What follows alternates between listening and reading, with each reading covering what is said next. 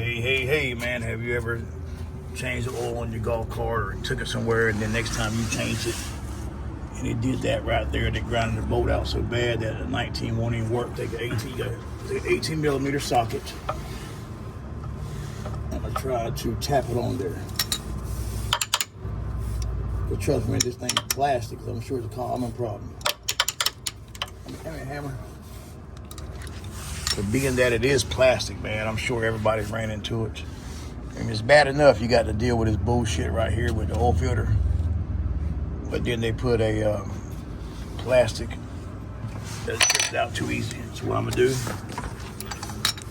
I got a ratchet on there on my 18. Go ahead and get it set where it's in reverse.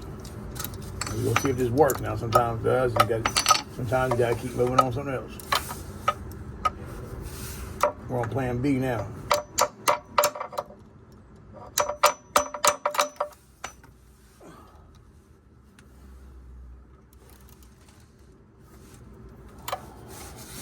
Well, it ain't. I gotta jack it up. It ain't. All right, you gotta jack it up.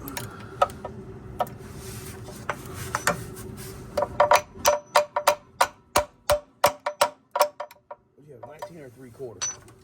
I had a 3/4 first, then a 19.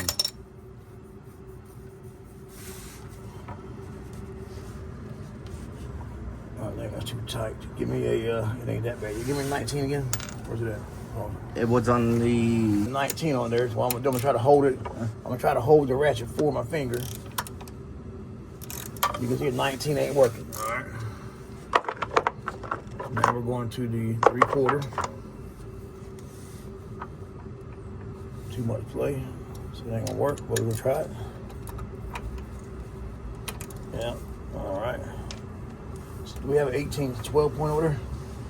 not in my set. My set's nothing but 6s. Let me try to see. I'm gonna take 18.